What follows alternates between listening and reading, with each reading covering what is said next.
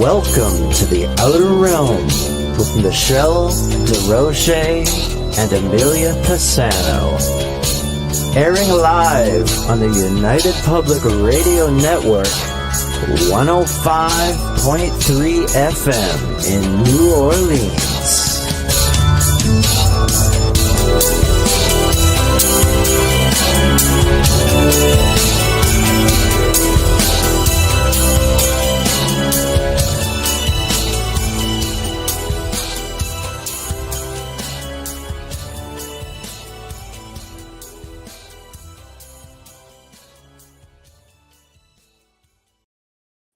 Good evening, everyone. Welcome to the Wednesday night segment of The Outer Realm. We are broadcasting live on the United Public Radio Network, UFO Paranormal Radio Network, 105.3 from the Gulf Coast and 107.7 FM from beautiful New Orleans. We're fully sponsored by the amazing people over at Folgers Coffee who have been a part of our journey for the last several years. So thank you, Folgers. We couldn't do it without you, nor would we want to. Also, big thank you to Justin Snicker, a.k.a. Dr. Snick, the Sonic Surgeon, for the contribution of his time, his music, and his voice for the intro you just heard. He's an award-winning composer of Halloween, horror, sci-fi, and dark wave electronic music, which can be found on all of your favorite music streaming platforms. Also, big thanks to Steve McGinnis, the artist behind all of our logos here at The Outer Realm. Check him out on Facebook and Instagram. Also specializes in the horror and Halloween genre. And, does commission pieces of any sort. So tonight, you guys probably remember Maxim Furek from Beyond the Outer Realm.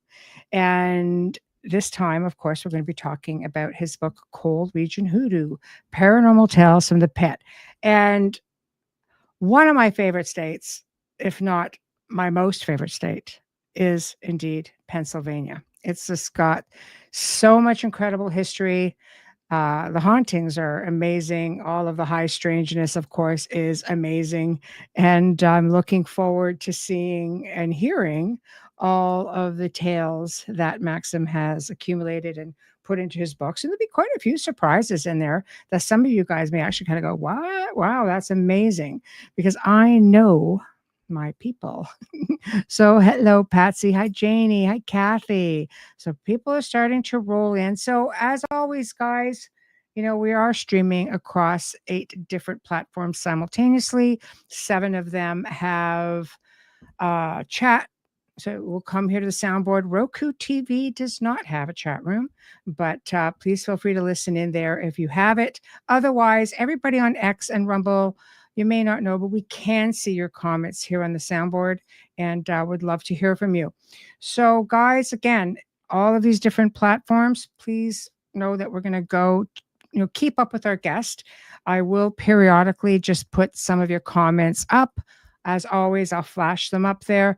I will tag, any questions and we will definitely get to them. Hey, Thirsty, how are you? So without further ado, my special guest, Maxim Furek. Hello. Hi, Michelle. Thanks for the invite. And as you remember, we did this a couple months ago. We did it in May of 2025. So we did. Yeah, we were on Beyond, and the archive is there, and people have been watching. It's been doing really well. In fact, we stream over 200 different archive sites here on the network, so it's out there.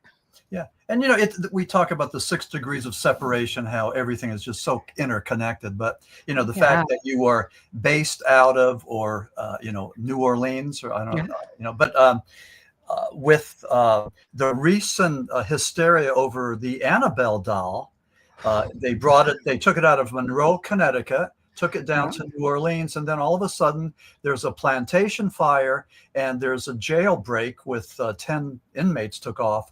And that was attributed to Annabelle, but Annabelle's getting the bad rap. I know. But the point I'm trying to make is that this coming Friday, that'll be she'll be in Gettysburg. So I sprung for the tickets, and so my wife and I are going to drive down to Gettysburg and say hello to Annabelle and see what happens. I love it. I've met Annabelle. I was at the Warren Museum. Okay. So I got to see her at home with Lorraine, and it's an interesting piece to say the least. Okay. And I've also been to Gettysburg, and for those who have never been, you're getting a double whammy, which is nice. But yeah, Gettysburg is an incredible location. So many personal experiences there. Love to talk about it. Love to experience it. I mean, if you guys haven't been, I can't wait to hear what you guys thought of it. Yeah. And for those who are into demonology or know a little bit about it, I mean, we know that in a place like Gettysburg, where so many people died, that there are ghosts, there are spirits that are lost or having fun, or being playful or being spooky. But I mean, different types, and so you have those who don't even realize that they're dead. Right, exactly. And they're still wandering souls. Yeah. And people get amazing photographs and video coming out of it. In fact, I was at this, you'll see when you're there, the way the layout of the town is. I was at this one little corner store looking up Civil War artifacts, that stuff that they do sell. And right across the way, one woman came running out. And she says, "Oh my God, it's like an ice cream store or like a little restaurant, like stand-up thing. There was a ghost right standing in the corner." Everybody goes bolting out there. Apparently, he's a frequent flyer in this little stand-up restaurant. And I'm like, I'm in the wrong corner. I know. So I think you guys will have a riot. It'll be a lot. No, that's great that you had a chance to see Lorraine. I had met the Warrens in 1988 when they were on a 15-city book tour, and they were promoting The Haunted, which was about the Schmurl haunting in West Pittston, Pennsylvania, weird Pennsylvania. Yes. And so a bunch of them wrote the book, and I had a chance to hang out with Ed and Lorraine, take pictures, and then stay in touch with them over the years. So they were, I would call them friends. I mean, I would call Ed up and ask him how we did battle with the demons, and they were very friendly, very just helpful and unassuming. Mm-hmm. But the thing about Lorraine and Amityville, we were talking about ghosts, you and I, but there's also demons, and demons are more malevolent. They're looking for prey. They're looking for souls to capture. Mm-hmm. And when Lorraine was interviewed, she said that they asked her what the most frightening experience was. And she said that by far it was Amityville, because that demon stalked them and they took that demon home. Mm-hmm. And, with the rules, how do demons work? Well, they either disappear and you never hear of them again, or they infest, they attach to houses or people, or in this case, they can stalk and follow people like they did with Ed and Lorraine Warren, like they did with the Schmurl family in West Pittston, Pennsylvania. So, just be aware. And, if you go looking for demons, you just might find something. Yeah. Can you tell us a bit, for those who aren't familiar with the Schmurl haunting? Can you tell us a bit of the backstory on that? Yeah, well, first of all, America's going to know about the Schmurl haunting because on September 5th of this year, The Conjuring, The Last Rites is going to come out. And The Conjuring, The Last Rites is about the Schmurl haunting. So I have a direct connection with that only because West Pittston, Pennsylvania is in my backyard. And I would drive up there the 30 minutes and look around, talk to people, take pictures. Then when Ed and Lorraine, I found out they were going to be in Jim Thorpe, Pennsylvania, very touristy. I love Jim Thorpe. Oh my gosh. Best place ever. Isn't it cool? Yeah. It's wonderful. We'll get together and have coffee there or whatever. We will. It's an incredible place. Yeah, we love it. Yeah. And so anyway, they were there, a 15-city tour. So I had a chance to hang out with them and ask them all the questions. But this thing about the demonology was just like amazing, and they were great people. She had a pet rooster that you could hear in the background. And she does. And it's like everything else. I have this thing I call the universal law of 90. And you take any theme, but even with the Warrens, 30% believe them, 30% believe that they were hoaxers, and then 30% are on the fence.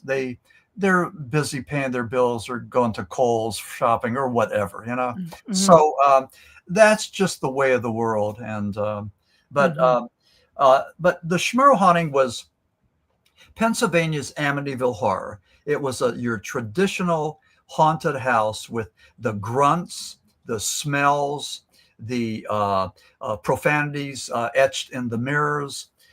The collie levitated and was thrown across the room, which could have been a demonic entity doing that, or it could have been that psi power from Dawn, their adolescent daughter, that. And Stephen King made a career out of writing about these young kids, prepubescent kids with their psi energies. And so that may have been it. These, especially young women with this angst, and they don't know what to do with it. But I mean, pretty amazing that Stephen King was the one to tap into that and make $1 billion on it. But tell us about things like Carrie and Firestarter and all that. But the Schmurl haunting had all of the elements of a haunted house, like Amityville, with also one other thing. Jack Schmurl claimed that he was raped by a female demon, a succubus. A succubus. Yeah. And for a guy to admit that, I mean, I think it just takes a whole lot, because it's important for us guys to be macho and be, it's true. I mean, yes. we got to work through that all our lives, Yes. And, images. Blame that on society, but that's what happened. So the Schmurl haunting, they brought on all these priests. They brought in Ed and Lorraine Warren. Everybody did the blessing, got the holy water and the crucifix, and did what they needed to do. Nobody could get the job done. Every Catholic diocese, certainly in northeastern Pennsylvania, but they all have their own exorcist. This is a guy that knows the ancient rite of exorcism. So he would go there and do this, and nothing was working. They finally brought in this guy named Father Treebolt from New York. And Father Treebolt, who was an academic and an exorcist, and he taught all about the paranormal. And he went there, and he had to do it 4 times, but he cleansed the house. Now, the interesting thing is, I wrote about Father Treebolt in my book called Region Hoodoo, and gave him his rightfully due credit and recognition. But in the book The Haunted, that came out, I think it was 1980, co-written by the Schmurls and the Warrens, they didn't mention him. And that was because they got that book out fast. And the priest, Father Treebolt, didn't get there until after that book. So he was the real hero of the story. But the Catholic Church, I think, was behind this. They wanted to find out what was happening. They would send priests there to spend the night to see what was going on. And the Schmurls were terrified. And, they went on a camping adventure, and the demon followed them, stalked them, did crazy stuff. So, I firmly believe in the presence, the reality of evil, of the devil, of a demonic world where bad things can happen to good people. So, I agree. I've spent 2 decades working that side of the field. I find it really interesting because when you say it's nice, it's actually nice and refreshing to hear that the church involved itself. I know with Ed, like they listened to him, right? They knew that if they recommended something that it was worth paying attention to, because I'll tell you something, people I've worked with, we've had to work with whatever the faith, especially the Catholics, there are certain things that they want in place. And usually they'll want psychiatric or psychological assessments. Right. I always asked for 2, and I would ask for permission from the doctor or the psychiatrist, aka psychologist, for permission to work with the individual, which I always got, as long as I could ensure they would not go off medication. And of course, they said, well, not by my hand, but the problem is the medication was never working.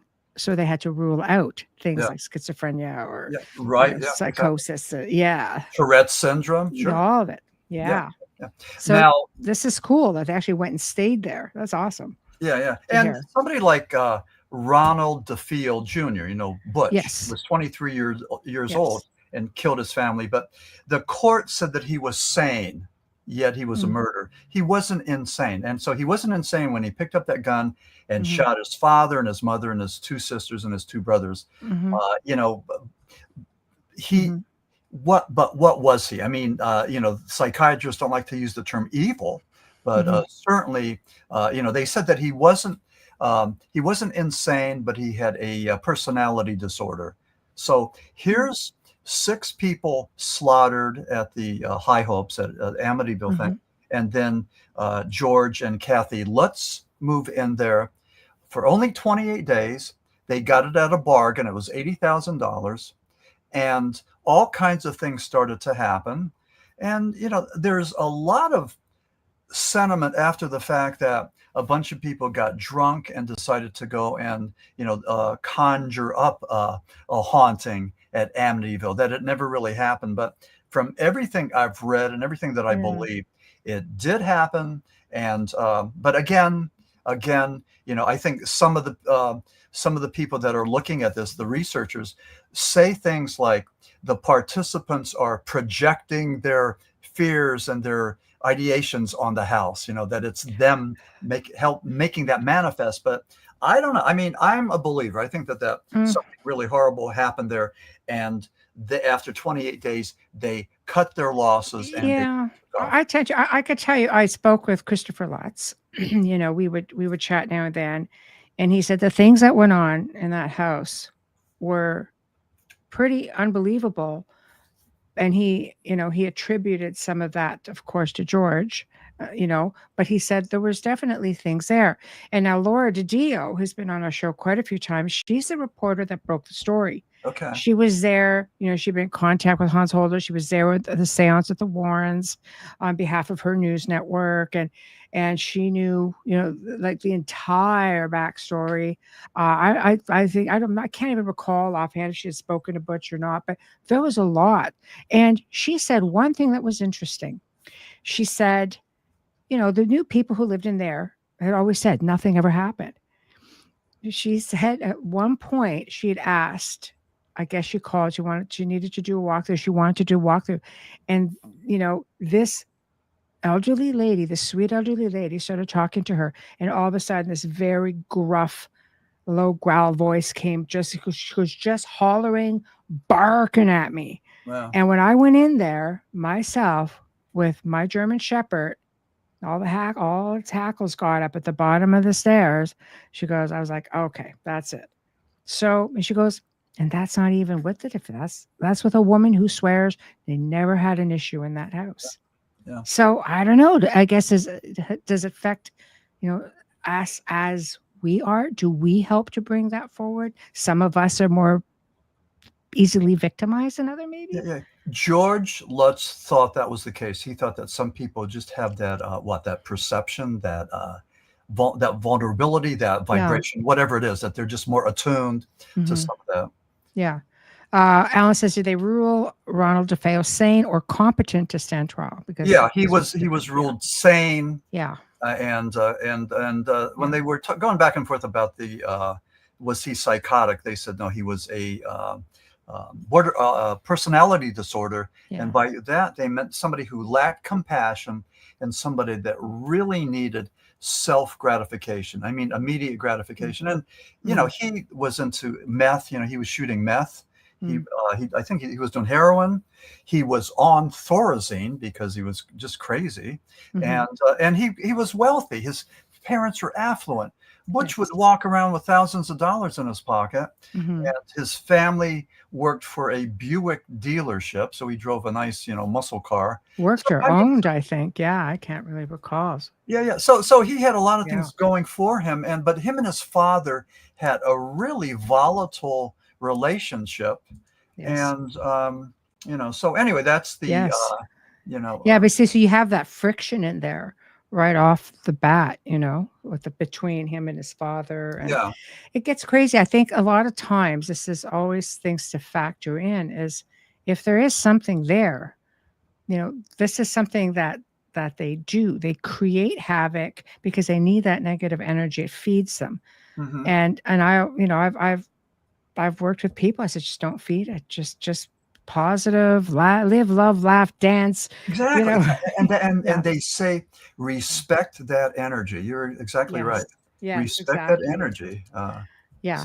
Exactly. And I think it just affects people in different ways. But sometimes you're not so lucky, you know? Yeah, I caution people. There's a lot of people that dabble in, and I don't know your views on this, but they dabble in seances and Ouija boards and tarot cards, and they go ghost hunting in these abandoned mental institutions and prisons. Mm. And I mean, you dabble. I mean, something's going to happen. If you keep on looking, you're going to find something, and there may be demonic entities out there just looking for some hapless victim, so I don't know. I mean, The asylums are kind of funky, and I like, because I know you have one that you talk about, which is interesting, because you're dealing with people who were not in their right frame of mind. And a lot of times, if you're stuck or you have that residual energy, these are the type of people that were easy to prey on by these entities. right, yeah. We filmed at one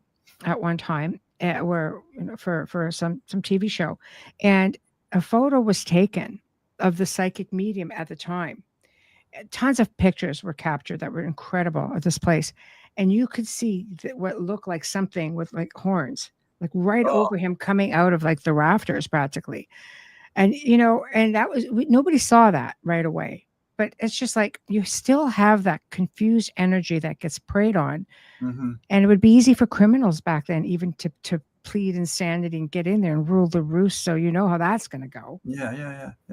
I was invited out to the Butler, Pennsylvania Paranormal Conference. Yes. And so I was there, and I did a presentation on the Lost Tribes of Bigfoot. But on Yes. the bill were the Psychic Vincent sisters. And you should get them on your show. They're really delightful. They're from Butler. That But sounds like fun. yeah, they help police looking for missing persons and also to track down killers. So that was their thing. So they were there talking, and these two delightful sisters, the Psychic Vincent sisters, and they're talking and doing their presentation. And the guy that was sitting in the front row was a ghost hunter, and he was a solitary ghost hunter. He didn't go with a group. And he said that this one night he was assaulted, but he thought it was a demon. And he had his phone, and he showed the pictures of his chest being just ripped up, and also his eyeball was just hanging out there. And he believed that it was a demon that attacked him. The Psychic Vincent sisters thought that it was some sort of an attachment, and that they found him at one of these places, and then that was it. But there was I saw those photos, and like they were frightening. They were really terrifying, and so well, they're always going to project, just like Johnny says, demons never had horns, just a shape that was given or taken. I truly believe, I agree, and I truly believe that they can project what we're conditioned to seeing, or perhaps they project what they figure is going to make them fearful, because they can actually show themselves to be quite beautiful, quite pleasant. They give you they will project how they want you to see them. Yeah. So it could be something frightening, or it could be something very sexual and exotic. And I didn't just beautiful. Look at Morningstar. Yeah. Right. Okay. Yeah. Yeah. So. Well, that was it. So so Co-Region Hoodoo, Paranormal Tales from Inside the Pit, was my attempt at writing something about the Pennsylvania coal region, and that's northeastern Pennsylvania as well as the western Chestnut Ridge area, all of that. The reason I did this was a lot of this was sort of like anger and frustration that the majority of the books written about Pennsylvania are all about Gettysburg and the lost spirits, or Lancaster, or I think they call it Lancaster, but Lancaster and the White Witches and the hex signs and all that. And this is all interesting stuff and everything, but I believe that we have more in our backyard. And so that's what Co-Region Hoodoo was all about. And so I just took some of these things, including the Schmurl haunting, including Ed and Lorraine Warren, including Father Treebolt, and talking about the rite of exorcism, and talking and what I really wanted to do is I wanted to blend spirituality with the paranormal and the scientific, because it's all the same.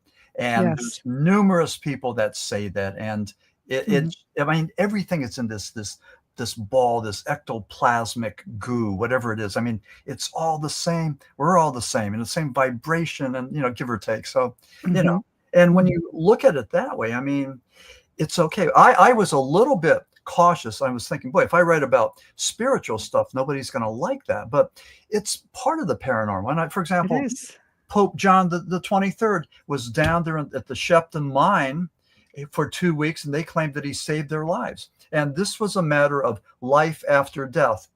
Pope John the 23rd died in June of 1963. Shepton took place in August of 63. All three of the purported miracles of Pope John the 23rd happened after he died. So again, what is it? I mean, and so things like that. And I just think that things like what I call Roman Catholic mythology speaks to me in a louder voice than do flying saucers and Bigfoot creatures and all that. I mean, I don't know what it is. I mean, well, maybe it was my upbringing. I'm a former altar boy, and maybe that's it. Maybe that never goes away, but it's rich, it's exciting, and it's terrifying.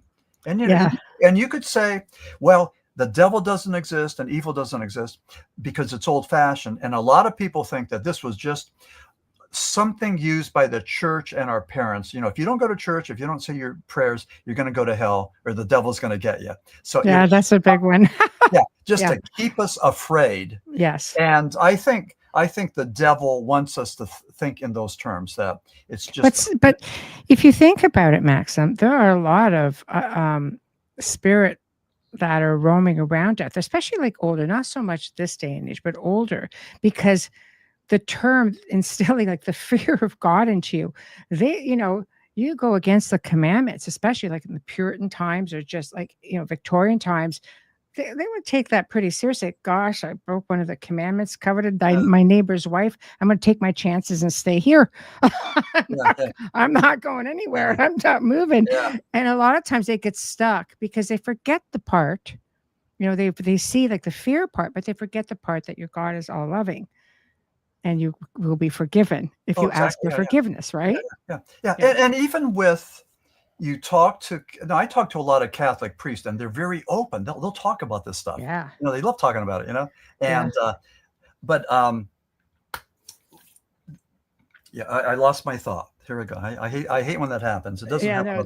They love talking. They're really into it. The more modern ones are great too.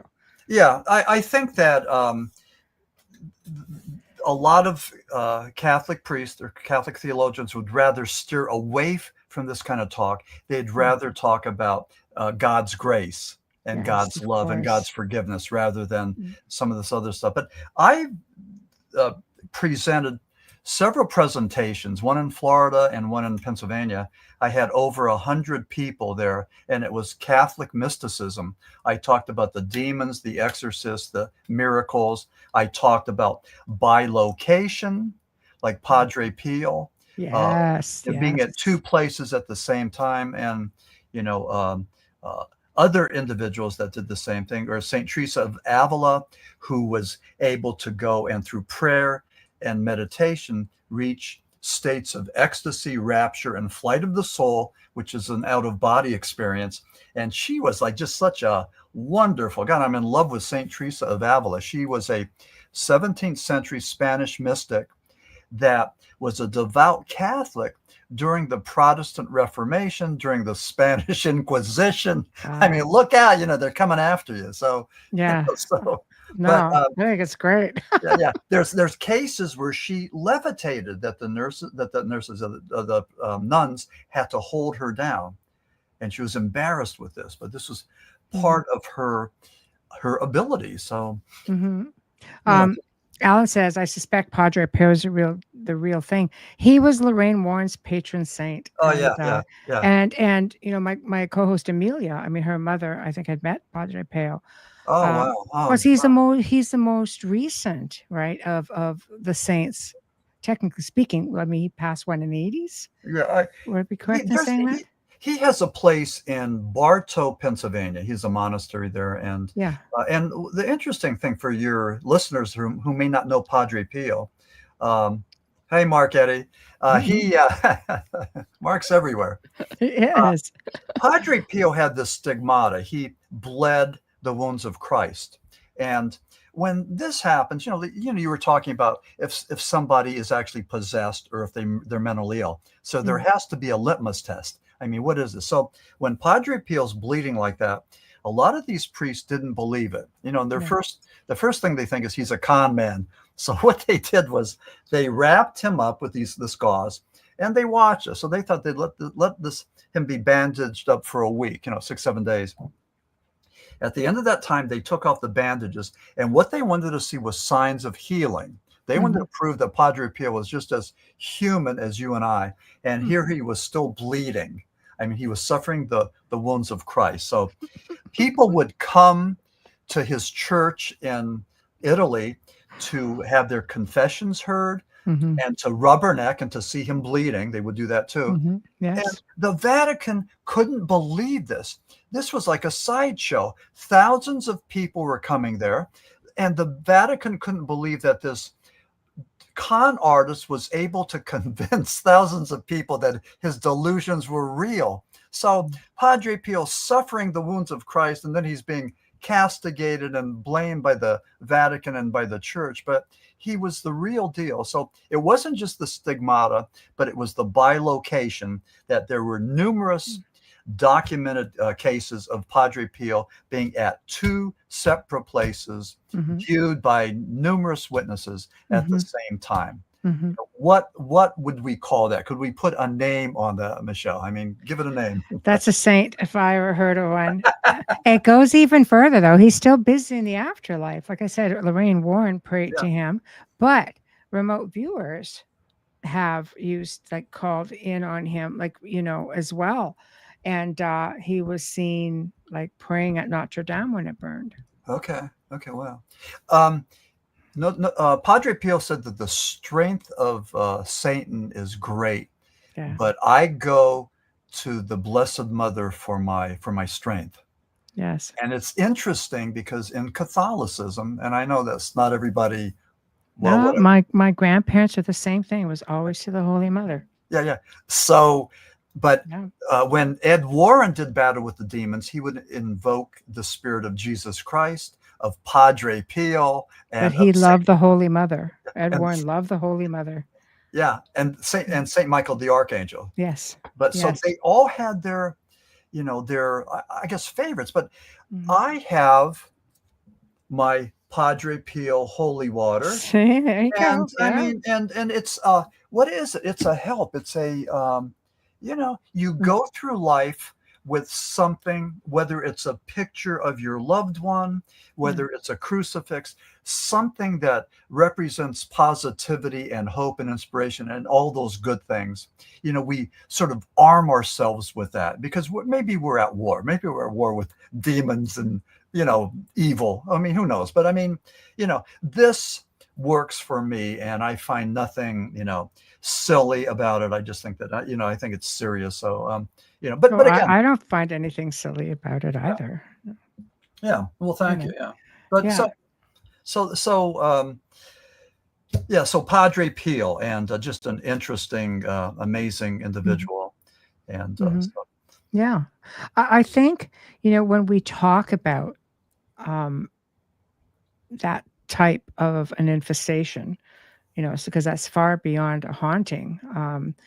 I think you really have to draw on your faith. I've always found it, I found that I always had to empower the people I was working with to draw on their faith, because they lose faith, and the things that you're battling, especially if it's demonic, they want you to lose faith, and they was like, your God will not help you here. I am more powerful. There's a lot of dialogue like that they'll hear even telepathically. So they sort of get beaten down. You have to find the faith again, whatever that may be. Exactly. And I worked, I was a psychologist, but I worked specifically in addictions and recovery. And with people in recovery, you can never allow yourself to say, screw it, it doesn't matter. Because it does matter. And if you go, I mean, your next your relapse is as close as your next drink, as your next shot, whatever, So, but the power of recovery in people that have been addicted or people that are in recovery is just amazing. I mean, they've been able to turn it around psychologically and spiritually and all of that. It's just a wonderful, wonderful thing. And I was so blessed to have been in that environment, to be a co-facilitator for Alcoholics Anonymous and all that. I mean, what a wonderful ride. Well, they're lucky that you were so open-minded as well, because some people are not so open-minded. I've been fortunate to have worked when working with people. I've met incredible psychologists who have, thought, no, you know what? If this doesn't work or this doesn't work, what makes it work? And when you're dealing with people with addictions, it makes you a target. You're vulnerable. Right. So something can come in. So it's good that you have that outlook. Oh, you mean, okay, with demons or spirits? Well, yeah. You're easily victimized because you're vulnerable. Yeah. Huh. I never thought of it that way. I always kind of thought that, well, maybe I could just help them a little, I'm hoping. I mean, it's all incremental. I mean, when you ask, did I save any lives? Probably not. I'm sure you did. I mean, maybe I provided hope and optimism and all that. I probably did that's all that. it takes. Yeah, that's what it takes. Yeah, but no, I mean, I think I can see it clearly, and it's a struggle. It's a struggle for people to reach that point where they realize that they're worthy of sobriety, because a lot of times they think they're just worthless, and so they might as well keep on drinking or drugging because it doesn't matter. And that's it. They don't have that self-esteem. They don't, they don't just see themselves in a positive light. So. Yeah, it's very sad. Yeah, there's just a lot of it out there. So when you are, I know I love Pennsylvania. I've been to, it is by far, I always say, I've been to some amazing places throughout the United States, but Pennsylvania is my favorite. And I'm sorry to all, I love many places throughout the world, but there's just, I've spent a lot of time in Pennsylvania. And now, do you say this to all of your guests? I do not. In fact, most of my listeners. What would you say if I was from Wisconsin? Would you talk about? No, it's still Pennsylvania. Okay. It is. I've been to a lot of amazing places throughout the United States, but I've been to Pennsylvania a lot, like just working and such. And I love it. I love the landscape. I love the history. I love the architecture. I've got so many friends there. Yeah. And it's just got an incredible level of high strangeness as well. Yeah. I live real close to Shepton. In my book, The Shepton Mythology, that 2016, that was 9 years ago, and that got me into the paranormal. I was just trying to write a rock biography about the song Timothy, 1971. That was about cannibalism and its connection to Shepton, where 3 guys were entombed for 2 weeks. Only 2 guys came out, and there were allegations of cannibalism. So there was the cannibalism, there was a miracle of Pope John the 23rd, there were humanoid creatures, and all kinds of crazy stuff. I mean, it's just like bizarre. But Shepton's close to where I live, and so is a place called Centralia.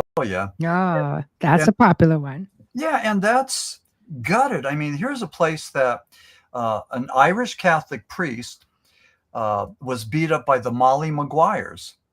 And the priest spoke out against the Mollies, and they beat him up. And he went to church and he made this sermon. He said that at the end of the day, the only thing left standing in Centralia will be St. Ignatius Church. And around 1962, they were going to have a festival there in Centralia. Somebody started a fire in this coal mine thing, and the anthracite caught. It's slow burning. And to this day, Centralia is still burning. There's about 5 families that still live there, but the highway was buckled and they had to reroute the highway, and it was just pretty bizarre. It's a ghost town.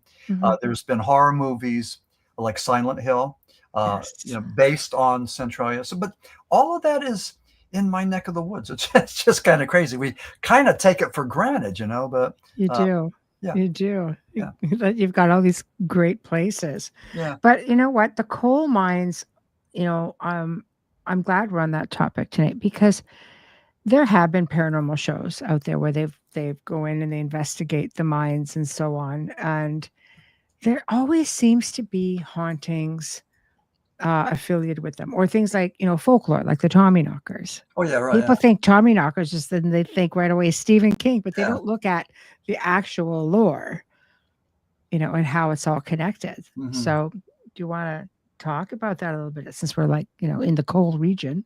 Yeah. Well, first of all, coal region hoodoo. I like that term hoodoo because it represents both something good and bad. And in the case of the miners, they were rescued. It was a wonderful example of human survival. But then, as soon as they were rescued, the townspeople wanted to know what happened to your mate and your buddy, the other miner, and there were allegations of cannibalism. So that a wonderful celebration turned sour, turned sideways, and it was just a horrible thing. I know when they interviewed the one miner, Dave Fellon, they asked him about cannibalism. This was the Chicago Daily News, and he said only evil people would ask such a question. He goes, "No, we didn't cannibalize our buddy Davey." Louis Bova. So, but there's plenty of stories about about spooks in the mines. In Wilkes-Barre, Pennsylvania, there was this guy, they call him the Blue Man, and these guys would work with dynamite. And sometimes there would be accidents. And this one guy had the dynamite explode in his face, and he was really bizarre. He had blue flecks. He looked grotesque, but he would walk around town and people would talk about this guy. There were, stories of coal mines being haunted. We had the Breaker Boys, and this was one of the coal mining was just a horrible occupation. It was dangerous. They would recruit young men from, say, places like Poland and Ukraine to come to Pennsylvania to work in these mines, telling them that the streets of America were paved in gold. So they were not, but these guys were like indentured servants. And in the 50s, they couldn't get miners to go down into the mines because the sons of the miners didn't want to do that. It was too dangerous. But we also had the Breaker Boys, and these were little babies, little children that were allowed to go and work in the mines and have some of the most dangerous jobs and get maimed and killed. And I know we did back in Pennsylvania, there's all these mining tours. And the one tour was talking about a 5-year-old Breaker Boy. The father died, and he was the sole provider so that they could stay at that company house. And he would go down there, a 5-year-old kid, and lead these donkeys around. 5 years old. Oh my God, I can't imagine that. And I don't know how you do it up in Canada, but here in Not the like States, that. no, listen, in the States, Yeah. we had laws to protect animals before we had laws to protect children. I'm not surprised. And let's call that evil. Yeah. It's nothing. Yeah.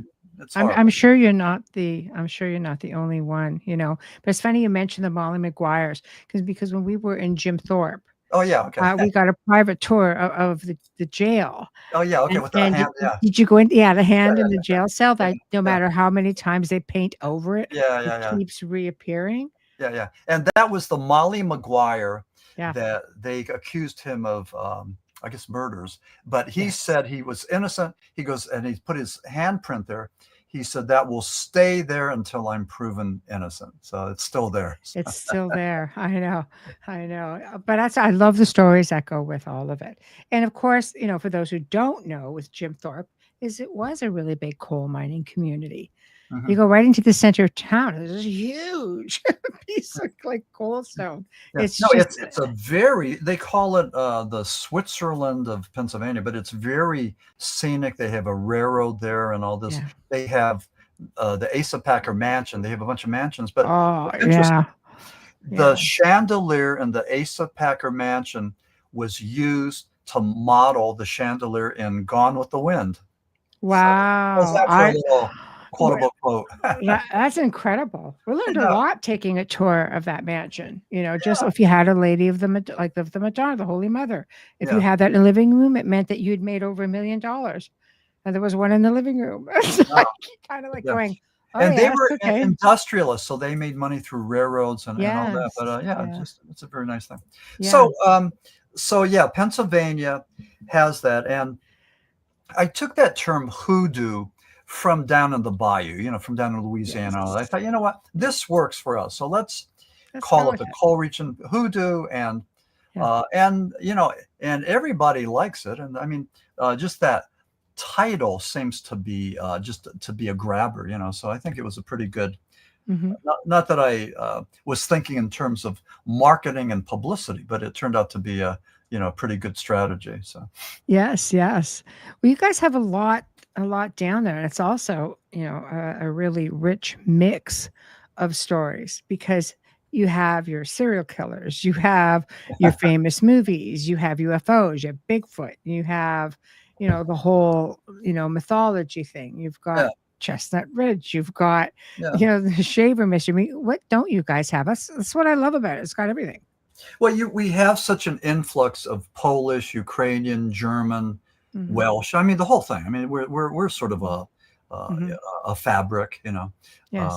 multicultural fabric. But they brought with them their superstitions, and everybody was trying to figure out how to deal with good and evil.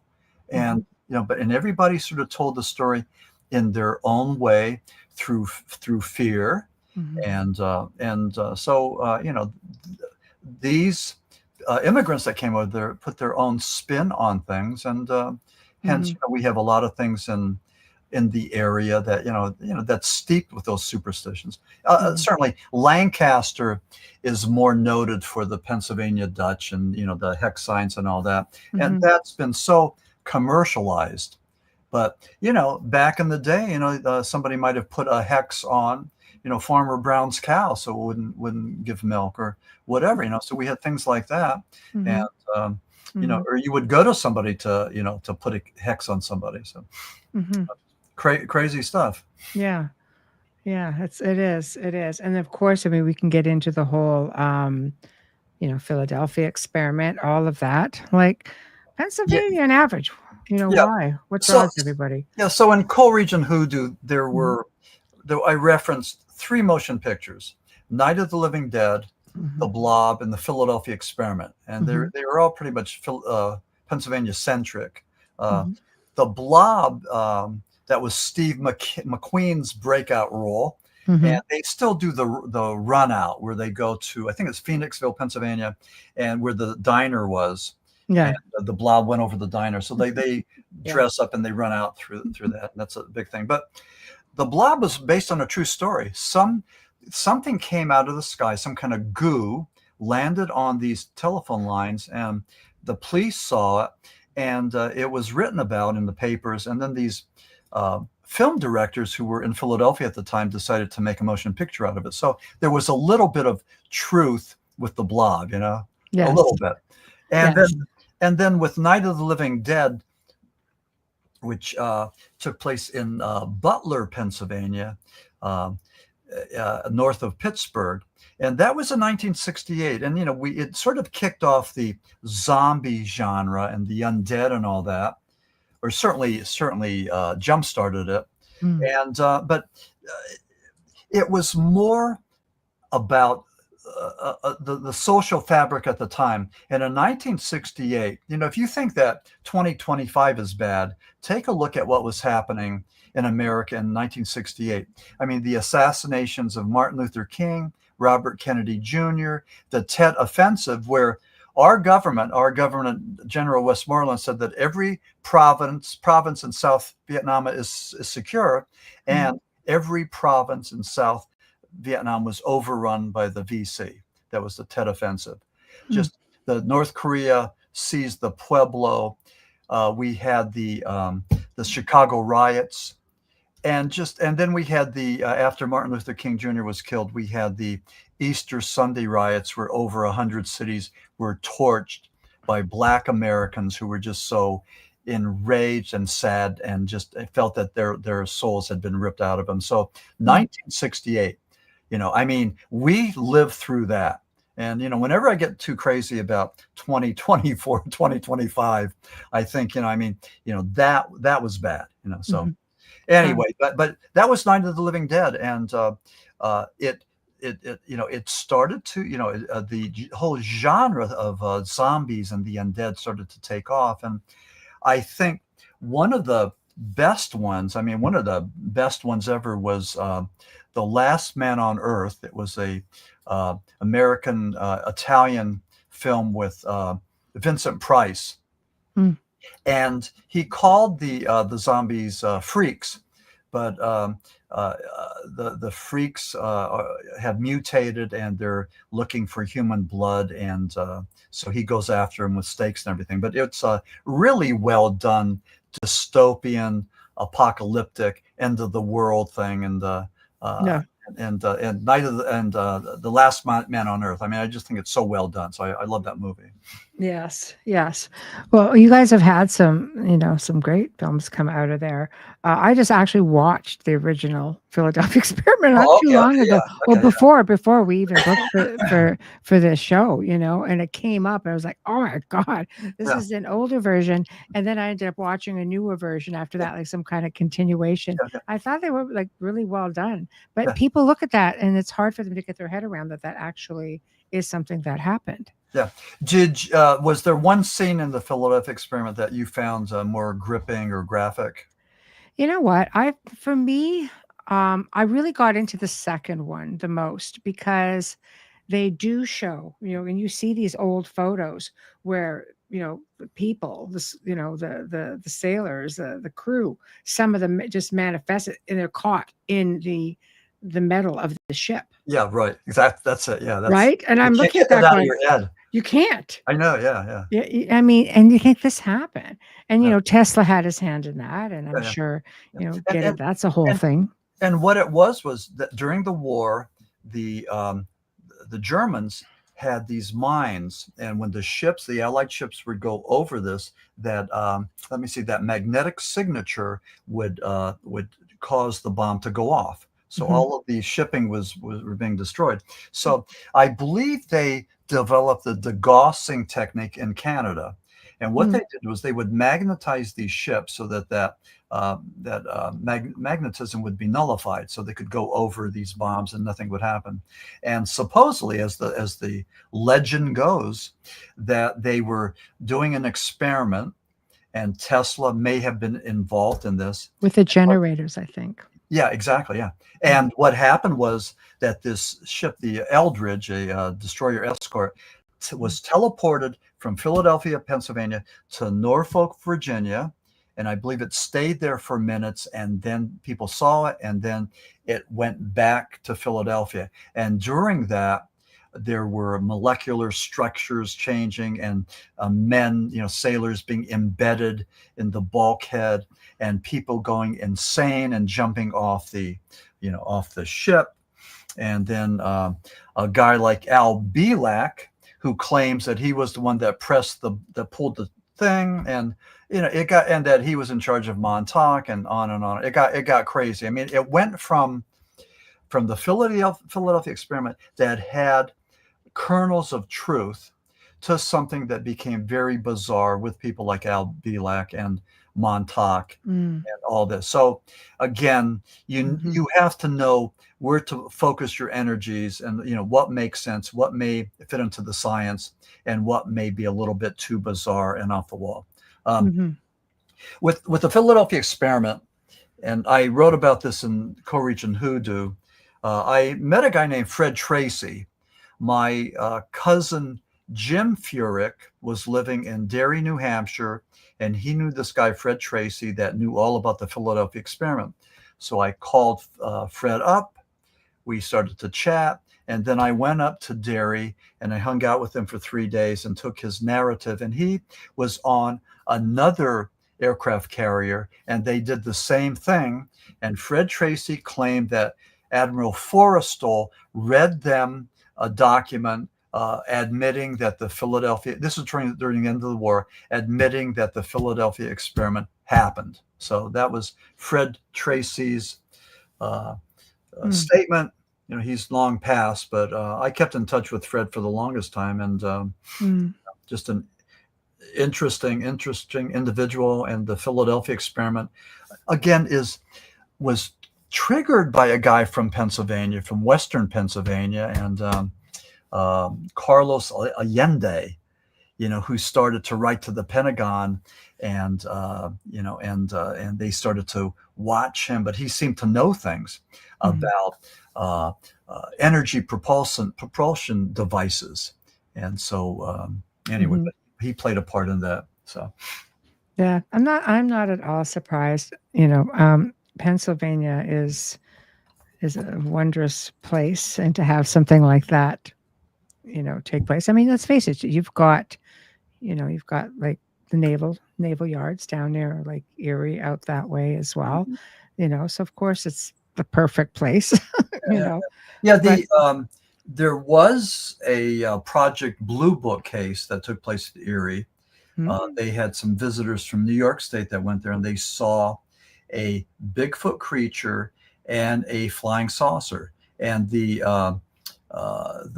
officers, the police officers that investigated, saw the indentations, the marks of this saucer, and just there was proof there that something happened. So it was, I think, Alan Hynek's CE 2 and 3. They saw the proof in the ground, and they also saw the saucer, and they saw this creature. So again, that connection with Bigfoot and orbs or flying saucers, which is so bizarre, but certainly in Chestnut Ridge, Pennsylvania, it's very prominent. There's just a lot of those sightings, and that's thanks to our friend Stan Gordon for documenting all that stuff and writing books about it. So, you know, what's your take on the orbs and around the different cryptids and UFOs and such? Well, yeah, thanks for the question. When I first heard about it, I thought that it was really stupid. It was bizarre, and I said, I'm not buying it. But I started to hear more and more about these. And when you take a look at Stan Gordon's books, and for the folks that don't know Stan Gordon, he's been a researcher for decades. He was one of the first to investigate the Kecksburg UFO of December of 1965. But Stan's claim to fame is this: whenever somebody calls the Pennsylvania State Police and says, "Hey, I've seen a flying saucer or a Bigfoot," they'll say, "Call Stan Gordon," and they'll have his phone number here. Call this number. So Stan gets all this intel and writes books about it. And this is interesting because Stan's books are boring as hell. It's like watching wallpaper dry. But when you look at the stuff that he writes about, like, for example, at 6 o'clock in the evening, Farmer and Mrs. Brown go out to the barn to feed the cow, and they see this orb with 2 cryptids emerging from that.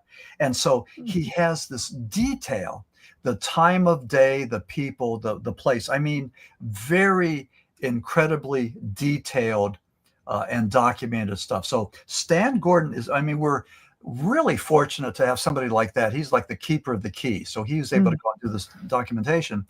I've known Stan for years, but a couple of years ago, my neighbor, Joseph Lipinski, he's a hospital technician, supervisor, you know, family man, churchgoer. I mean, all the boxes are checked. And he saw 2 Bigfoot creatures. One was a larger cinnamon colored, and the other one was black. And I asked Joe at length to describe what happened. He said they were curious. They looked at him, and then they walked away like humans. And we went out there, and I was looking for tracks. I couldn't find anything, but I called this into Stan Gordon. So Stan called Joe, and again did the questions, asked him, and then Stan entered that into his document, citing me as the, I don't know, reference or whatever that was. But anyway, that was my connection to Stan Gordon and how this worked. But again, there's no central clearinghouse for Bigfoot or UFO sightings, but in Western Pennsylvania, we do have one that's, that's really pretty, I think, exact. And again, that's, kudos to Stan Gordon, Yeah. Yeah. I think there's a lot more researchers looking into that with the orbs and Yeah. the different cryptids. I was going to say what Johnny was saying with Dogman. Oh, yeah. Yeah. Yeah. I was going to say this although we don't have, good numbers, it's everything I've read.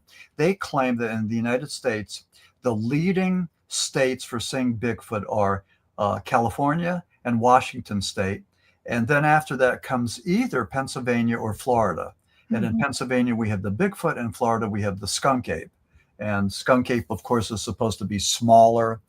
But both states have an incredible, just a vast amount of places for creatures to hide in. And in Florida, when you take a look at the Everglades, here's this swath of swampland from Miami-Dade up to Polk County, plus all the other ones. And it's not just skunk ape, but in Sarasota, there was a thing called the Mayaka ape, which looked like a orangutan.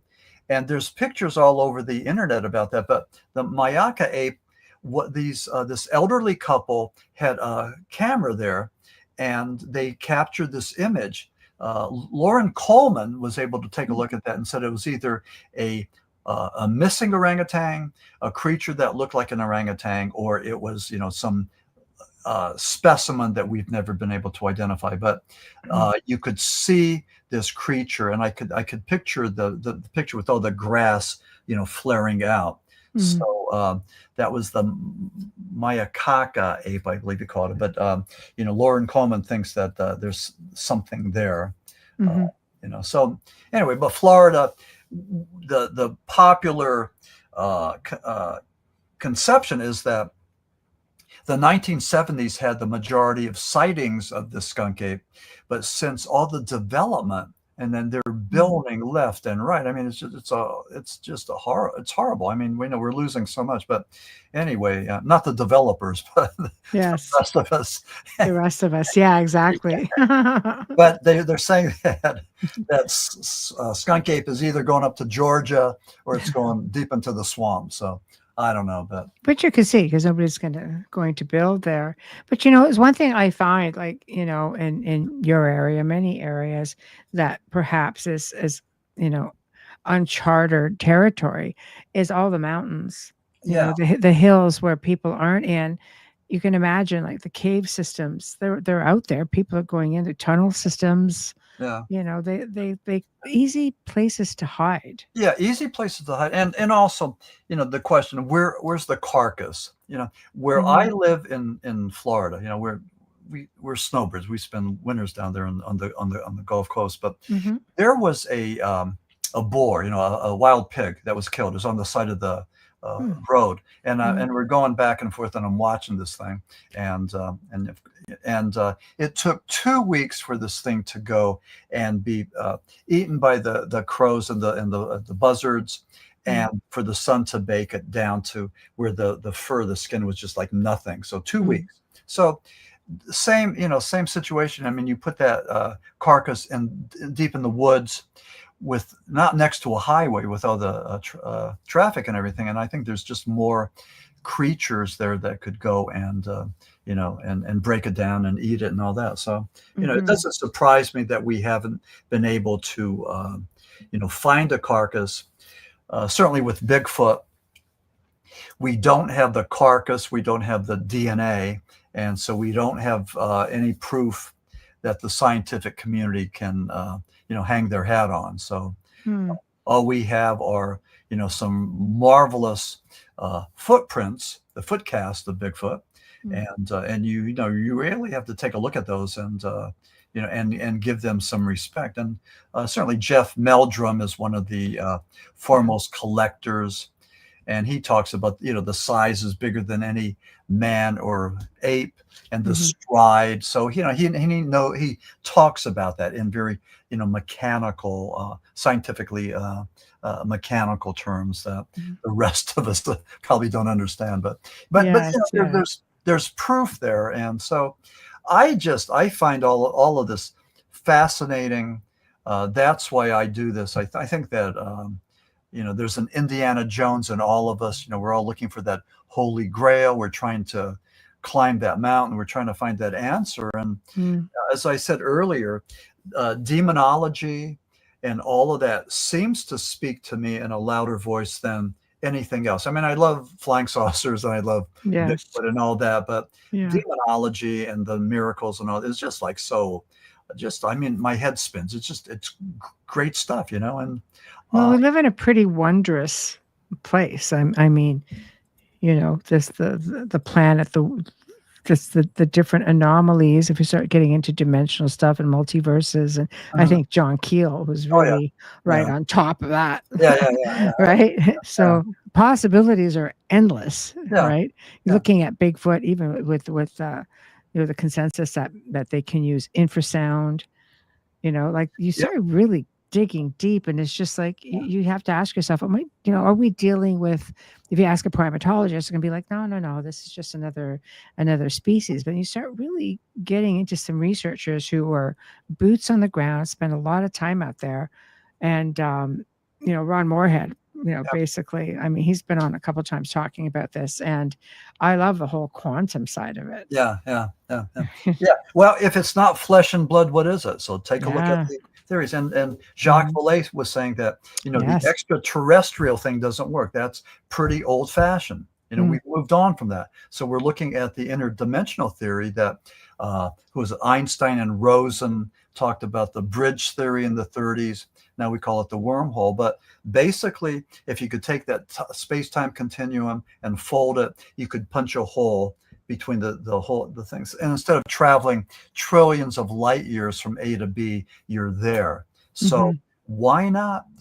Maybe there is a pathway, a wormhole that both Bigfoot creatures and UFOs or UAPs traverse. It's a really big theory, and it's one that a lot of people really believe. I mean, they're diving into it.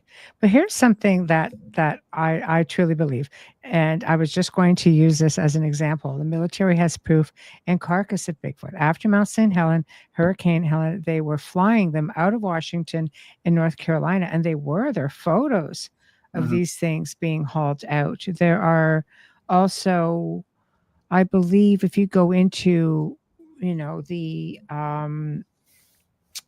forests in California, it's illegal to kill one. In fact, if there's a military base and you can't, they go in there, you can't follow. Yeah, I've seen that. I don't know what to make of that. Again, I'm just saying, they're not going to tell us if they're primates or if they're we don't have the need to know. I mean, there's a lot of things that we're not going to, according to them, we don't. Some of us are kind of like, sure we do. I don't know. But despite the fact that we don't have the body, that I've seen, the DNA that I've seen, still the evidence that the Sasquatchers present, the eyewitnesses, the smells, the sounds, the wood knocks, the structures, and especially the foot cast. Those, should are just plenty of reasons to say that there's something here. There's something here that's significant. And again, it's not the proof that we want, but it should let people know that we're getting close, that maybe we just, and here's something else too. If you think that all of this is, has been said before, that there's nothing new and improved, it's not true. As in January of this year, one of the big news that caught my attention was there was a iceberg that calved. This iceberg was as big as the city of Chicago, and there were oceanographers that were about an hour away They were at the right place at the right time. So they went over there and they sent their remote cameras, these robotic cameras, underneath this glacier that was there either, if not thousands and thousands of years, then maybe millions of years. And they were able to find these creatures like jellyfish that were larger than we've seen. They were larger. But the question they had, how did they survive down there? How did they live? Because the typical mechanism would be some way that, protoplasm would go down there and the light and everything. And they didn't have that. So they were thinking that there might have been another mechanism that allowed those life forms to exist. And so it's just interesting that we may be on the verge of discovering something, really astounding. And again, that was in January of 2025. And around the same time, we had Mars probes that are showing us that, yes, there were most likely water canals, irrigation canals on Mars, and there were probably civilizations there on Mars millions of years ago. So that's exciting stuff. When I hear about that, I just get pretty jazzed up. So yeah. Well, that's right. There's so many different directions that you can go in. But what's interesting is how everything seems to be to come full circle. Everything is connected. Yeah, exactly. I agree. Yeah, I agree. Yeah. Yeah. And the 12 degrees of separation and all that. I mean, just like, Yeah. like our buddy Mark Eddy checking in, Yeah. If you're still hiding in there somewhere. Yeah. Yeah. So the my current project is called The Schmurl Haunting. And my publisher thinks we could get it out in time for the September 5th launch of the movie. And so I'm just immersed in Amityville, the Schmurl Haunting, the Wells House, demonology, exorcism, the existence of evil, and Ed and Lorraine Warren and all this. So it's, we'll have to bring you back on at the end of August, just before your release date. Yeah, I'd love to do that. Yeah. Okay, So we'll do it.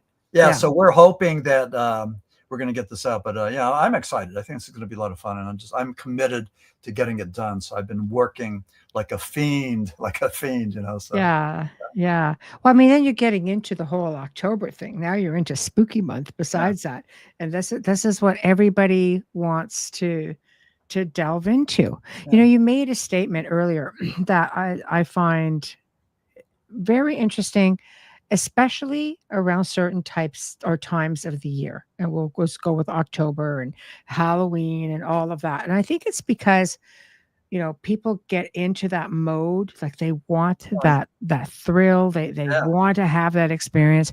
And then you have these locations that just start opening their doors, having big tours or events, come for an investigation, come for this big creepy ghost tour, and people just get right into it. Yeah. So, and I used to get more calls and messages in that time of year. I'm just like, what is this? Just like an epidemic? What is this? But you know what? It is exactly that. Like, what is the allure of wanting to get something like let's go with demonic? Yeah. This place allegedly, for example, may have had, demonic infestation of some sort, like Amityville. If Amityville became a free for all, and new owner bought it and said, okay, I'm opening the doors up to investigations. How many people do you think would go? Oh, lots. Yeah, tons. Yeah. I mean, I'm going to see Annabelle. I mean, I brought my wife into it. I mean, but I'm interested in that topic, and I want to see it, and I want to experience that, for all the right reasons. And, I have been warned to stay away from some of this stuff. Don't get sucked into it. And I don't. I look at it as an academic, as a student, and just I think view it from afar. So I'm not really concerned about the temptation and the infestation and all that. But I think that I have a term that I conjured up called apocalyptic awe. And what that is we look at fear through the eyes of fascination. And what we do is it's sort of like the like the moth to the flame, like the rat to the cheese, like the spider watching the fly. We can conquer fear through our curiosity, and we do this with what this apocalyptic awe, which is motion pictures and books and songs that talk about this fear, that talks about these horror movies. And we can conquer this. It's being able to deal with and conquer the monster that's under the bed or that's in the closet. One of my favorite things to do, and my wife won't do this, so I go by myself, but I'll go to a movie by myself, and it'll be a horror movie, and I don't care what it is. I'll just find out what's playing, what horror movie is playing, and go there. Sometimes I'm the only one in the theater, but I've seen Clowns in the Cornfield, seen Sinners, which is awesome. Sinners, one of the best vampire films, and one of the best films of 2025, and a movie called Get Her Back, a horror film with layers and layers and layers of psychological, thrills. I think it takes place in Australia, but if you get a chance to see Sinners and Get Her Back, I give them 5 stars. But it's part of this. We can deal with the fear through this, through fascination. We deal with fear through curiosity, and we've always done it. We're curious. Curiosity trumps the fear. And I'll tell you what, when you reach a place in your life where you're no longer curious, when you're no longer inquisitive, maybe then it's time to just hang it up, because that curiosity is one of the driving forces of humans. We just have a need to find the answers, to find the Holy Grail, to do all that. And it's a wonderful thing. And look at all the pioneers we've had, even in the world of Bigfoot, the 4 horsemen of Sasquatchery, that like John Green and Grover Krantz, that did all this wonderful stuff before computers and microfiche and all that. They did it the old-fashioned way. John Green from British Columbia, and just amazing stuff. And you have to. And these guys were, I think, in their early 30s. They could have been out chasing women and getting drunk and snorting cocaine, and they weren't. They were dedicating themselves to finding Bigfoot and interviewing these people that had seen Bigfoot and doing all that. They laid the groundwork. They were heroes, and you can't say enough about that passion. Pioneers. Yeah, pioneers and dedication. So. I always find the intrigue, getting into, I'm just going to go out there and jump into this old place and see what happens, and sometimes it's just like there's nothing there. But I think the intention of looking will sometimes attract unwanted attention. I've had through the years people just, message me and say, I was on this ghost tour, or I was in this, I went to this event, and I think something came back with me. Things like that. And in saying that, let's bring up Annabelle again, since she's on the move. What are your thoughts about something that is allegedly so incredibly evil? They've got her under lock and key. Don't touch her. Do you think she should be on tour, or do you think she should be someplace more secure? According to Tony Spira, I know Tony. Yeah, I do know. Tony married Judy. That was Ed and Lorraine's daughter. Yeah. So according to Tony, she's kept under lock and key, and I think Father Bob accompanies her. And I think Father Bob's one of my friends on Facebook. I think he's from New England, I believe. I'm trying to think, but so that may be. It may be well, but I'm looking forward to seeing Annabelle for all the right reasons, and I'm not fearful, but I'm really curious. So I just brought her up because this is a really big thing. Yeah, it really is. She's on the move, and people who've never been able to see her will have the opportunity to see her. but I think it's just with anything that's out there that's supposed to be really, what are the chances, of like when I say, when we say lock and key, under lock and key with any ethereal being, is there Yeah. anything that can bind them?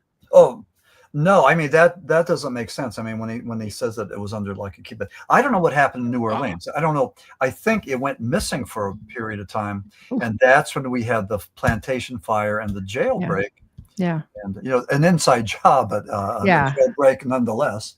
Yeah. I think they apprehended all those 10 guys. I think. Yeah. I haven't heard. I remember the story breaking. Yeah. Right. And it's just because a lot of people, I mean, John Zaffis as well, and Lorraine and Ed, I mean, they had an incredible collection. And, the first thing I say is don't touch anything, and you always got that one guy. It's got to do it. It's got to do it. So it's like, gosh, you're two, but I think, if you have something that is, like takes such a big risk. And I'm not even talking Annabelle right now. I'm talking about anything. There are people who bring home objects from haunted places. I worked with this family, an incredibly haunted location, and people used to show up in the middle of the night and try to take things off. It had this big wraparound veranda that came around, and they were taking things off the property. I'm like, why would you do that? Aside from the fact that you're stealing, what is this infatuation with having to have a haunted object? Yeah, I don't. So I think some people just don't think it through, and they're immature, and they're egocentric and whatever. I don't know, but I would think that if you steal the wrong objects, that could come back and haunt you and do some bad things. Stealing is yeah.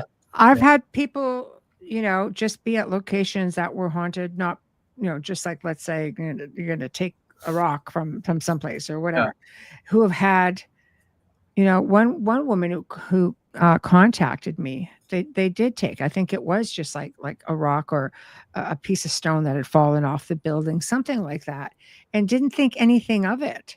And her life went into such turmoil. Her health started to fail miserably, that she mailed it back and said, I apologize. It was a stone on the ground. I didn't think anything of it, but my life has been misery ever since.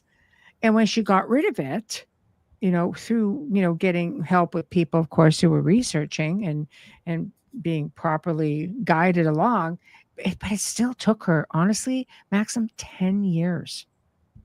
10 years to work through it. Okay. Yeah. That's how whatever it was that was attached to the specific place, had this long reach.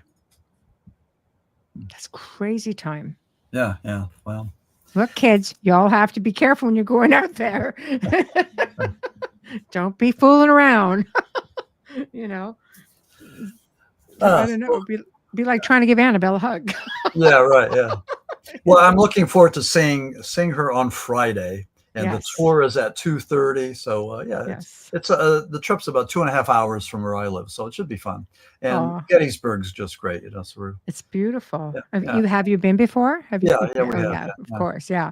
And it keeps on changing, and but it's just nice to be there, and so. Yes. Yes. So are you going to do like any type of investigating while you're there? No, I wanted to meet some of the folks there, and I don't know if Tony's going to be there or not, or Father Bob, but I just certainly wanted to meet them and see who's there, who might be. Hopefully, there's somebody who's associated with the Warren, museum, occult museum. Oh, I'm sure there will be. They're not going to be too far away. Yeah. So I'm looking forward to it. That's going to be fun, and but it's all good. I mean, my State of the Union message is that it's all good. I'm been writing prolifically, and I typically get up in the morning. I do my stretches, my meditation, and then I get my coffee and I start writing. And just I've been in the groove. I just can't believe the whatever's being channeled through me is just such a wonderful, heady thing. It's almost like being euphoric, so.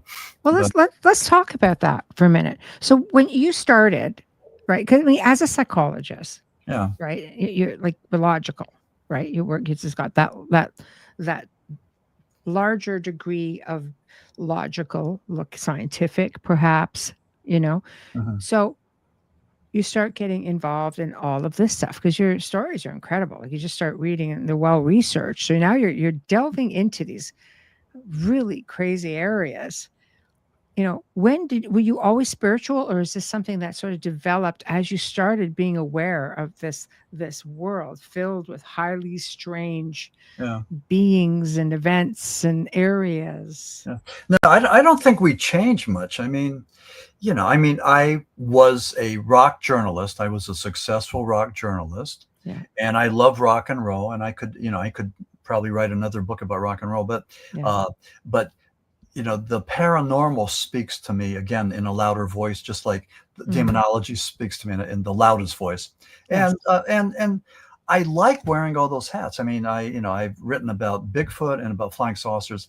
I love all that stuff because that's been part of my makeup. That's been part of my youth, listening to Twilight Zone and Outer Limits and all of those things. I mean, Yeah. love that, the horror movies and everything. So that's, Mhm.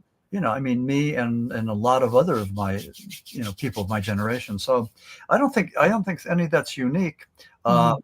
As a psychologist, typically psychologists will do MMPIs and depression scales and all this. I worked specifically with addictions and recovery. And again, I said this before, I can't tell you, I mean, people that get into recovery,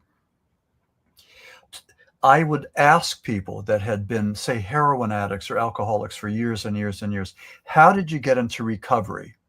And almost to a person, they would say, I don't know. It just happened. It was a miracle, like that. And for example, they talk about hitting bottom, like a lot of times if something bad happens, if you, you get a DUI, you could lose your job. So you're going to stop drinking. With some addicts, it doesn't matter what that bottom is because they'll keep on drinking. It just doesn't matter. I'll keep on shooting up. I don't care if I lost my phone. I don't care if you left me. I don't care if I lost my job. So what? I could still shoot up. It's not that bad. So that bottom, that doesn't matter much to them. But at a certain point, something happens and they don't want to live that life anymore. They don't want to they're sick and tired of being sick and tired. I mean, something just resonates, and it's really, really maybe impossible to define what that is, but it's an aha moment.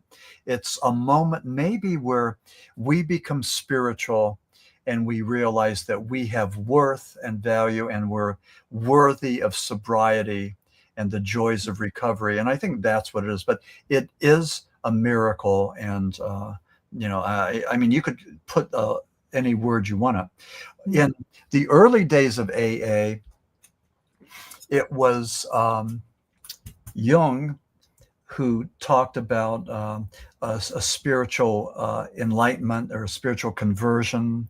Dr. Bob talked about, or Bill Wilson talked about that he had a spiritual awakening, that he saw this light and everything changed. And but there's something there when people change, and for the better, and then maybe they discover their true self, maybe a self that's been hidden under all these other layers of what self-destruction. I mean, evil kinds of works, because if you're not honoring your temple, if you're not taking care of your spiritual self, if you're not multiplying your talents that you're given, then I mean, you're not doing right. You're not doing what you're supposed to do. So, and be kind too, so, I mean, live a good life, be kind, and live and set an example. I mean, I love it when people come up to me and say, hey, man, I wish I could write like you, or wish I mean, and then they want it. And then they say, I'm thinking about writing something. I mean, if just I help to inspire that, that idea with it, well, great, then, maybe I've done something in this world, in this lifetime, I mean, so it's all, it's just, it's a good life. It's a wonderful life. It's, for your listeners out there, if you're having a crappy day, just find ways to get positive. I mean, have friends, make a phone call, read something positive. I mean, just get, step into the light. I mean, darkness can't exist in the sunlight. So just do that. But yeah, I think there's a lot of lonely people out there listening to podcast. They're disconnected, and maybe they're feeling lonely and miserable. And, you have the capacity to turn it around. We all do.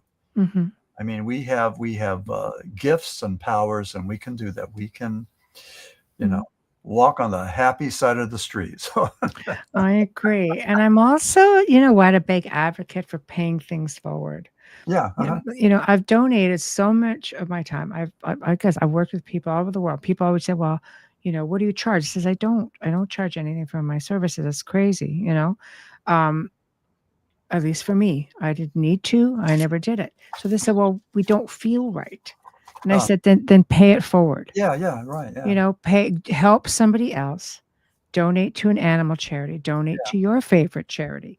If you see somebody in your community that needs help them. Just pay it forward. That's my price.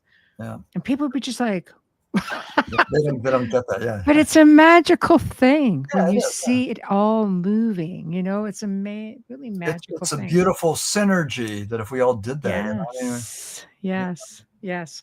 Okay. So aside from the new book that is Under the Crunch, what else are you going to have? What's going to be after that?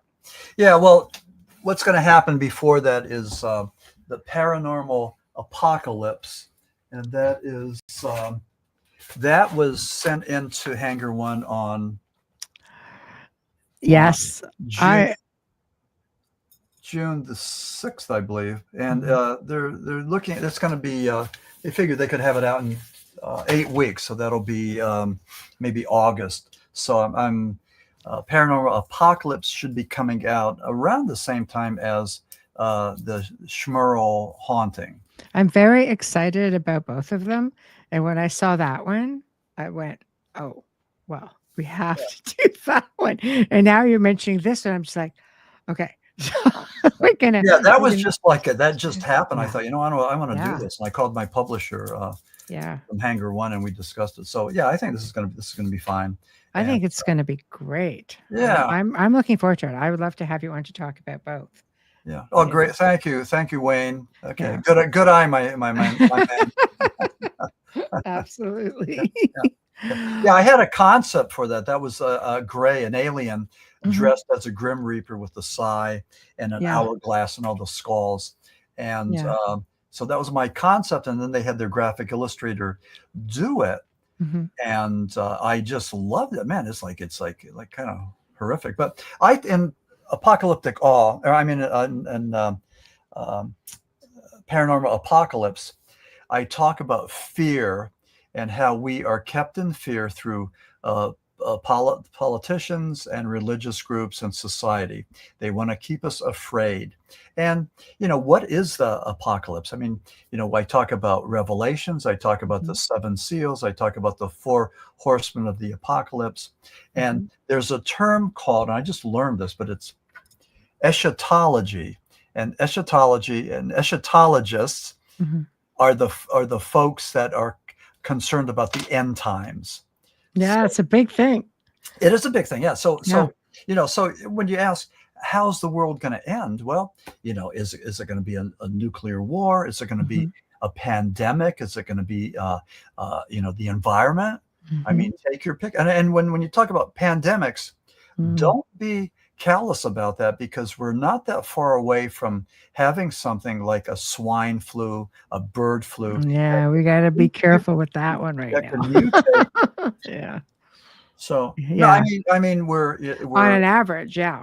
It could be anything. Yeah, it could be anything. Yeah. So again, we need to go and just contain those fears and Yeah, I should actually have you come back to Beyond the Outer Realm and do a completely uncensored show on that one and just go crazy. Yeah, I'll tell you what, though, I was on this one show that will be, and I've done at this point something like 55 podcasts in 2025. So I do a lot of them, but I was kicked off of one. Ooh. And I was talking about paranormal apocalypse and the the possibility of a pandemic. Yeah, it's because a certain platform boots you all off if you're not careful how you word things. So I got booted off. Yeah, they thought I was a government agent operative. Oh, I didn't mean booted off like that. I meant the platform will no. The person boot the show off. Oh, the host. Oh boy. So I think the host was. I'll vouch for you. Yeah. I wasn't talking anything about COVID or Dr. Fauci or anybody. Yeah, I know. You have to be so careful with that. It gets funky. That's why I have the uncensored show. Yeah. Because then it just it gets appropriately allocated. Yeah. Well, so it's a lot of fun. Yeah. But this was a lot of fun. This is really great. And I'm just going to put this back up again. One moment. So of course the best place for people. I put an Amazon link to your book in author's page on in the show description. Let me go get this. Look at that. Pennsylvania's iconoclastic paranormal author. All right. I like it. There we go. Yeah, I love it. So there's and Shepton kicked it all off, and then Region Hoodoo, Flying Saucer Esoteric, Lost Tribes, and then coming out in August, Paranormal Apocalypse. Is this how it ends? So see what I mean right there? That's going to be like, it's so interesting. You just leave us all hanging, kind of going, come on, really? So you're going to ask me, so do you really know how it's going to end? Yeah. Oh, I will. Yeah, you will. Yeah. I will. We will do this. Yeah. So thank you again so much for coming on and joining me. It was just fantastic discussion. We seem to have these really cool discussions that we sort of bop around and we always end up back in the same place and everything's sort of driving. Yeah. It's just like wondrous, I guess, to talk about the paranormal because there's so many ways you could go. But I think that's what people like, and I love to talk about it. And so maybe and I think what we do, we're trying to identify what it is. We're trying to give it boundaries and parameters and just to define it. And you're in such a good place, Michelle, because the more all the people that you talk to, you I'm sure your definitions are getting better or bigger and bigger and bigger and vaster and all encompassing. And I mean, wow, I can just imagine, how your synapses are going. You know what? I like to think that we evolve. I've been in this field for more than 2 decades, and I've done media, television sets for over 2 decades on the paranormal. And in the last 5 years, I've realized how much of my work and the people I've worked with have come full circle with cryptid sightings, with UFO, extraterrestrial sightings, everything, at least half. And I started realizing that maybe my own experiences that I've had growing up may have also been looping around with different things. But for me, I truly think, and I'm sure you'll agree, it's all about evolving and learning and really digging our heels in, because something like the paranormal is so vast. What are the boundaries? Are there boundaries aside from just keeping it as real as you can, considering what it is? I think the universe is knowable. I think we can figure it out, but I think few of us do that. Okay. Yeah, I'm in the heart of coal country. All right, very good. Okay, I'm in Luzerne County, Foxy Joe. Yeah. Yeah.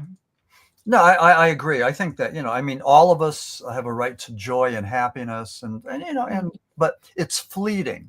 And, so enjoy it when it happens. When something good happens, celebrate it with trusted, loved others.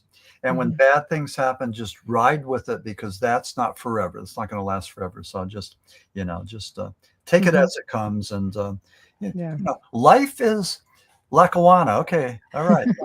Okay. Life is pretty much the same for all of us, I think. I mean, that journey, we're on a journey. We don't know what the destination is. And, I mean, that's what we do. We're travelers. We're on that road, and we're explorers. Don't be afraid to explore. Yeah, exactly. Yeah. Yeah. So, that's what just keeps it exciting. I think, yeah. I think that's, to me, the most exciting part. It is the exploration. If you got all the answers, the fun stops. But trying to seek those answers with all these crazy, mysterious happenings, these ethereal beings, whatever the case may be, it's exciting. Yeah, I think the more you learn, the more there is to learn. I think that's the way it is. I mean, you're never gonna, but it's, I love to read. I love people and all that. But and listen, the next time I'm on your show, I'm going to shave and do my hair better. So. You just be relaxed. You look great. You just be relaxed. I am relaxed. We want you any way you want to come on. Okay. Well, everybody, you guys in chat have just been awesome. I'm so grateful for our chat family. Just keep it going. And for those of you who missed the live, you can definitely catch the replay immediately. It will be up and hitting all the archive sites probably within the next 24 hours. So again, thank you to all of you. Thank you to Maxim. It's always so much fun when we get to hang out and have this incredible conversations. Tomorrow night, a new guest for us is Vic Ferrari. And he's going to be joining me for the very first time talking about his book, NYPD Through the Looking Glass, which essentially are tales that come from America's largest, police department. And we might even get a little bit of Hudson Valley, cattle mutilation talk and extraterrestrials. But for the most part, I don't know. I think NYPD is the concrete jungle, and I think we're going to get a whole lot of interesting stuff there.